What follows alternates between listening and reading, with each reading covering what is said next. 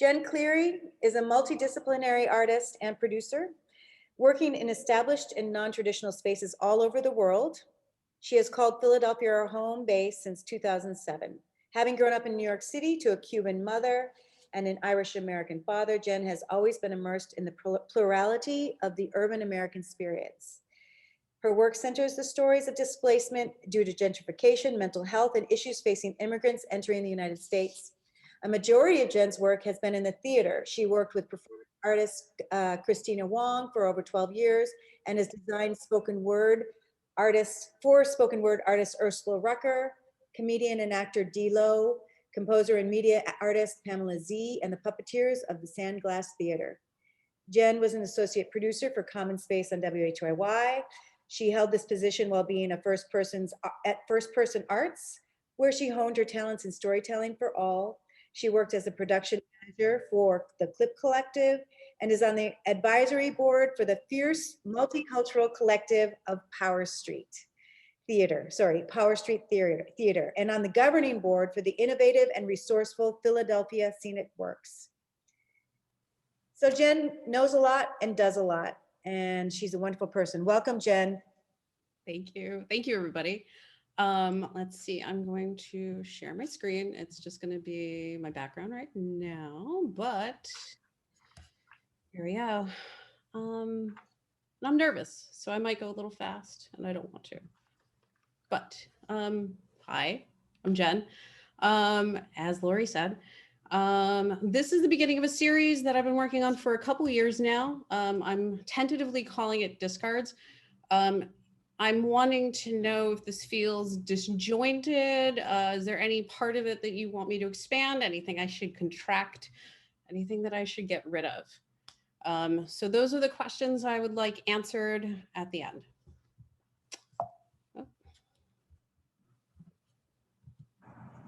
First off, you need to know that I'm a trash picker and I wear that badge proudly. I come from a working class family, and my father taught my brother and I to always look down because you never know what you're going to find. So we'd find money, we'd find musical instruments. My father found an upright piano. We would find the most assorted, interesting junk. And I really believe that the simple lesson is what taught me how to best observe my surrounding environment. And it inadvertently turned me into a photographer. This video is from my 42nd birthday. And I was really hoping it wasn't an omen. This is the corner of 38th and Spring Garden. And yeah. So this is really a lot to notice when your head is always down. I've always tried to figure out the stories of what's been left behind and discarded. Philadelphia is incredibly full of these stories. I moved here in 2007, like Lori said, and the candor of the city is exactly what I'd been looking for. I moved here from Los Angeles, and well, I didn't like it very much there. So I moved here. Philadelphia will tell you exactly who she is. All you have to do is listen to her. I've been on so many buses and trains and trolleys, and every single one of those rides has given me a glimpse into the lives that I'll never know. There are so many abandoned storefront churches and discarded newspapers, and they're all remnants of the people who have lived here. Image on the left is in Cobb's Creek. I lived there for a number of years. And the image on the right is actually inside the projection booth for the auditorium of the Bach building. That is from 1989, when there was a lot of fear around the AIDS epidemic. I just really love this door. It's in my neighborhood. Whoever this is really felt the need to scroll out the entire address and full and point where the mail slot is, as if you couldn't tell where the mail slot was. Uh, it's a very Philly thing to do, I think. And Philadelphia, she doesn't always have the means, but she'll find a way to make things happen. Um, I love this picture on the left. It's from South Philly. Uh, it's just, it's perfect. I mean, we make dumpsters into pools, and I just love that this pool was on the side of the building.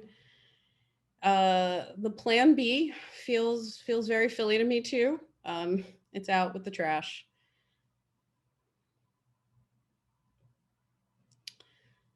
Philly will warn and tell you when you need to show up all the time too. Um, Again, these are in my neighborhood. The one on the left is outside of it's like a pest removal company. If you ever get to see it, it's on Spring Garden, Lancaster 40th, 39th. It's like in this weird triangle building. Um, it's a real relic of times when you just painted your own sign on your business. And on the right is a plank of wood that I found outside of a grocery store. It's someone's it's their schedule for the next month, but it's written on a plank of wood. I don't know what they do for a living. That starts at 9 and ends at 5:15 on a plank of wood, but they also write down how much they made every single day, and I really like that. I've now lived in Philly for so long that a lot of the places that I've photographed are gone or slated for demolition. On the left is a picture of an Asian market that's on Washington Ave.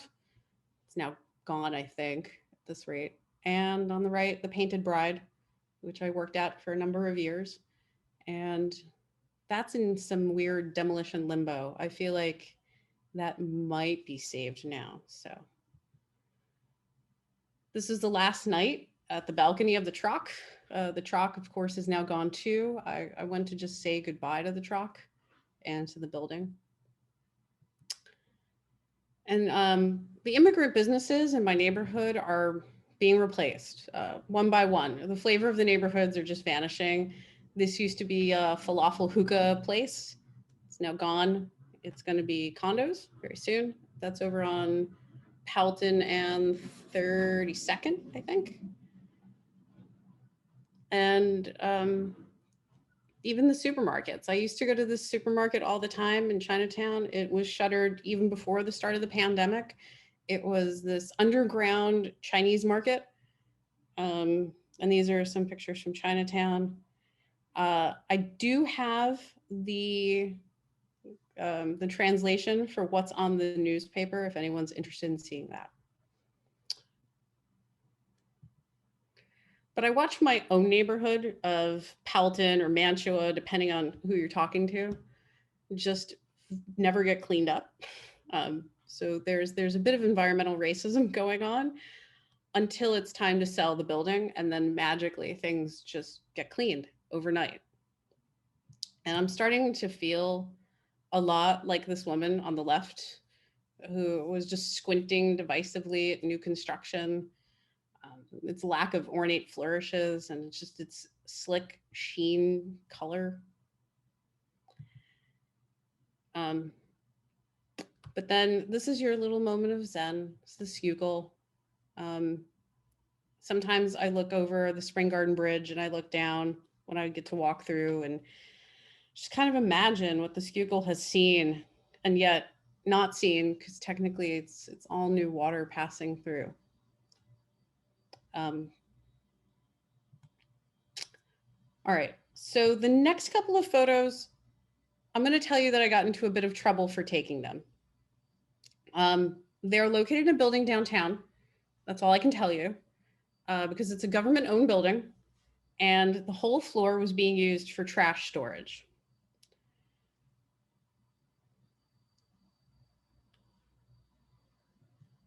And I just could not help myself. I would actually get to work early and go to the floor, even though I didn't need to be on this floor anymore. I would just go to photograph what had been left behind. This building is enormous. It takes up an entire city block. And I would rummage through things that I wasn't supposed to because again, it's a government building. Um, I eventually did get caught, but only after weeks of taking images. I promised them that I would delete the photos, so I've never shown these to you, if anyone asks. And West Philly, in particular, has a porch culture that I really love. Being a trash picker, you can find a bunch of stuff that's left behind, and people always put out signs for things that are free. It's just a lot of stuff to be found. And I try to go out as early as I can in the mornings, and I try to score the best stuff, as it were. You can tell a lot about people by what they leave behind as their trash. This is a IBM typewriter from the 1980s, and Drexel and Penn students will leave behind like some of the best trash I've ever seen. But one particular morning, I actually managed to pick up the story of this young man who spent the night at Penn Hospital from an opioid overdose. Um, his name, his information, all of his stuff was left on the sidewalk, and I got curious. So I looked him up, and I could find out that he really loved the 76ers and he really likes the movie Step Brothers.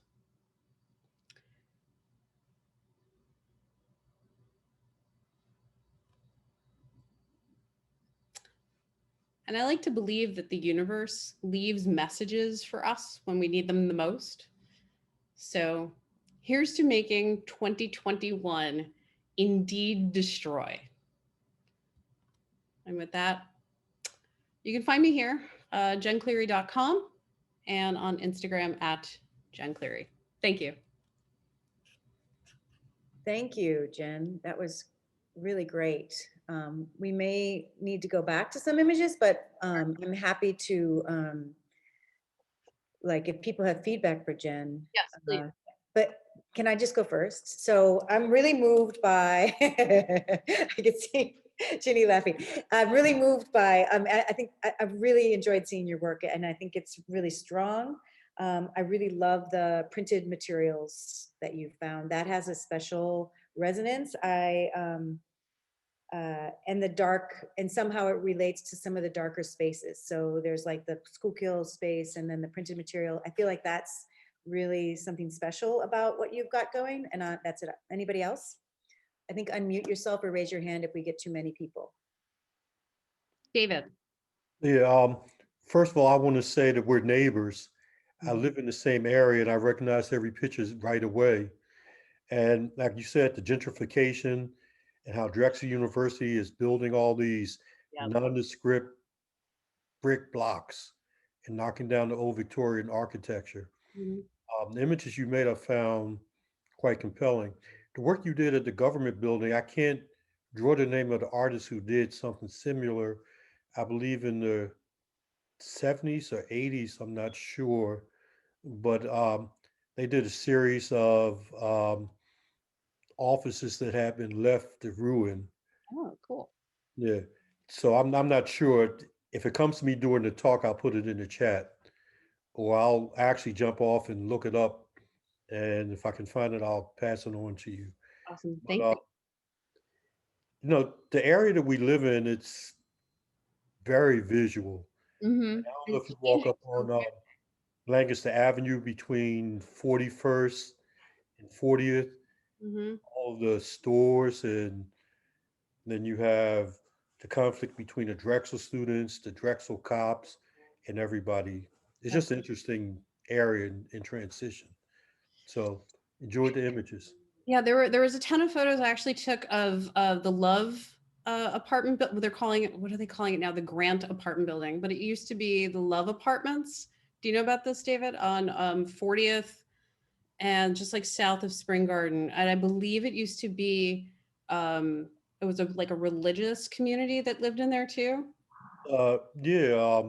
Well, actually, the interesting thing is, I was born in the same neighborhood, moved away, and came back. So I was born on 37th and Brandywine, Oh yeah, and right now I live. You know where the church is on 38th and Spring Garden, where they converted in near the steeples. That's where I live at right now. you're across the street from me. Oh, you live on? Oh, wow. So well, I mean, we've probably seen each other along the way and didn't even know. I'm, So I'm right there.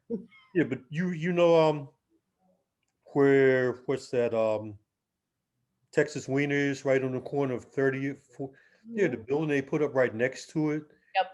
Yeah, it's crazy the way they're gentrifying and changing everything so quickly. Yeah. It's just like there's no like they're not even trying to match the neighborhood. No, they're not. It's just developers who are throwing up brick blocks for students. Mm-hmm. Yep. So I'm That's- trying to. There's there's a lot of people with questions Okay, and let me back off. feedback. Y'all can just meet for coffee. Daniel, what's your feedback? Yeah, yeah, I really, first of all, I really love the images, and I like the way that you approach this. From every moment, there's a new idea just by walking out your door. But what I am drawn to is the idea of what is discarded, and what is more compelling for me, and maybe this is what your end game is, that these are not just things. These are something attached to something else, like somebody else's life, a little bit deeper, that was discarded for one reason or another. And the question that when you look at this, is it for the better or for the worse? So I mean, from a critical standpoint, if you're looking for a direction, how do you take us to one of those resolutions in this? Yeah, I don't know. See, like I don't know. Maybe childhood reading too many Nancy Drew novels. Like I don't know. It was just like I just happen to have a name of that kid who had gone in for the opioid thing, so then I could like figure out more about him. I started to just Google him on Facebook and just like found more information about him. But like, I really do want to know like why was this left behind? But like most people don't leave behind too much evidence, so you're kind of left to just fill in the blanks yourself. And so you create this narrative of neighborhoods and you start creating this narrative of who's around you. And I really, I always, I've always done that. I don't know if there's like a little bit of animism. Like I really get into like, The typewriter could be the great grandchild of Edgar Allan Poe yeah, left there. yeah, Now he's using Word on a laptop, or I mean, we could take it. That's what's cool about it, though. But I'm going to leave that up to you. I'm actually leaving that up to all of you. I feel like, that's the viewers. If I come up with something, I'll message you. How's that? Yeah, totally. Let me know. Okay, thank you. Thank Patricia, you. Dan. Patricia, you have something. Yeah, hi. Jen, amazing work. I really enjoyed it. Two thoughts came to mind as you were talking about the gentrification and what Drexel is doing. Have you read George Ritzer's McDonaldization? No, but I'm writing that down right now. Yeah, actually, there's kind of two versions of it. There's the very dense theoretical, blah, blah, but there's also a smaller easier access version of it. So, but he talks about how McDonaldization is going on all over the place. Like in England, there was a whole thing about how the high streets have become decimated because of big box stores and everything. And so I was thinking about that through your work and of course, it replaces character with banality, essentially, which is what you're seeing. But the other, maybe, have you thought about the idea of erasure? That Uh, what's going on is an erasing. it's absolutely an erasing. Yeah. Yeah, I start to think about like I first thought about environmental racism a lot because a lot of these things happen in poor neighborhoods, historically Black neighborhoods, Mhm. Latinx neighborhoods. I lived in Kensington for a long time, but now I live in like this Powelton Mantua Yeah. area, and like no matter what, like that's constantly what happens is like these neighborhoods aren't aren't paid attention to by city services Hmm. until they want to flip them for hire, Right. you know? Yeah. So, yeah. Judy Good, who's a retired anthropologist out of Temple. She's an urban anthropologist. She's actually written on this stuff. You might want to look up her older, and she's been retired for a long time, so the stuff will be older, probably back in the 90s, when all of this was happening. And she also talks about how universities are taking over, because of course Temple is notorious for that in North Philly, but yeah, but this concept of, just erasing that which is no longer wanted, needed, whatever. But thanks, it was brilliant, loved it. Thank you. John, John, do you want to? Oh, yes. Jenna, I really enjoyed your pictures. I've traveled some of the same territory.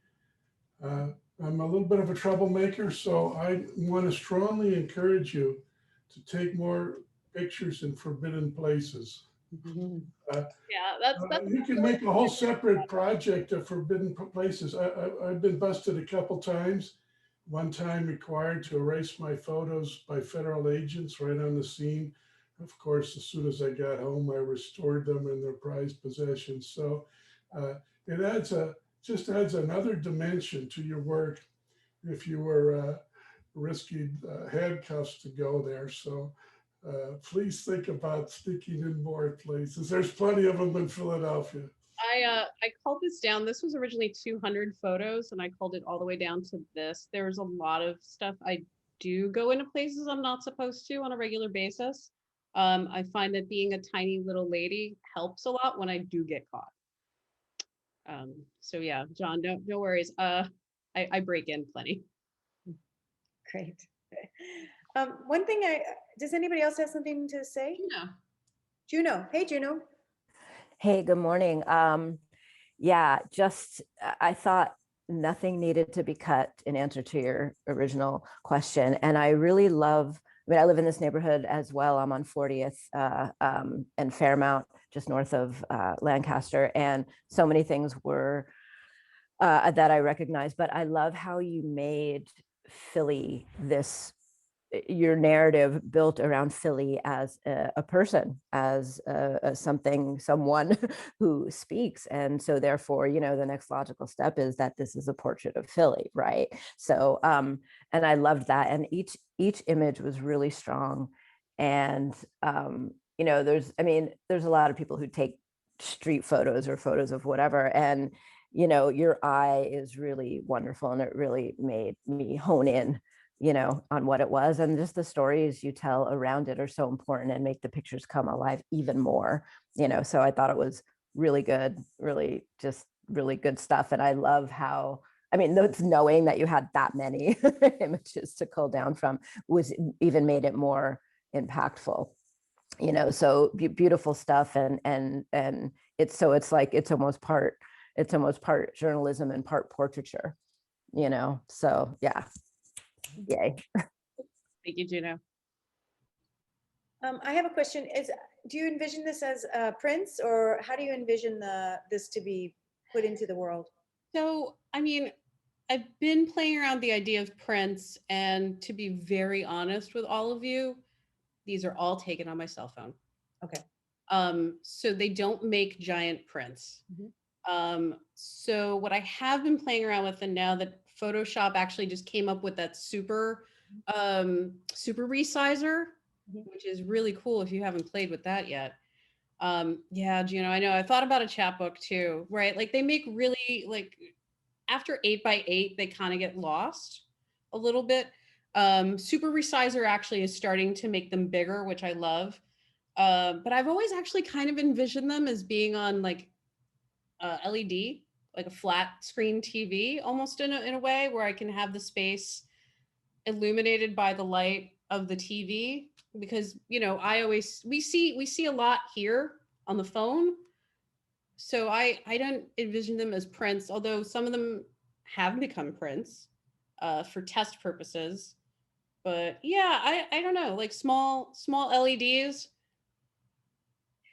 Well, I'm glad you said that, because I felt that I was trying to think of what the experience would be without your audio, without your storytelling, without the ability, because you're a multi-experiential kind of artist. So the words and the stories were important, and I could see that really deepen and a place to be explored. So if it is a video or on LEDs, I think there's space for that. I think that might be a way to go. Yeah. Yeah. There are audio recordings that go along with some of these too, because I do play around with audio a bunch. So each place has its own sound too. Very cool. And yes, each image on its own screen. Very cool. Well, thank you, Jen. We got to go to the next one, but thank you so much. This was great. Thank you. Congratulations. And if anybody wants to get in touch with me, please get in touch with me. You can find me mostly on Instagram. Oh, David, I can't see what you wrote down. Okay, I know it's a book called The Bowery and Two Inadequate Descriptive Systems. It's about a person. I'll put it in the Oh, chat. Martha Rossler. Yeah, but it's a good book, and I'll put it in the chat, and I think it would give you some ideas of what you're trying to do. Great. No, that's awesome. Thank you, David. Wonderful. Okay. Thank you, everybody. Thank you, Jen. We're moving to the next artist.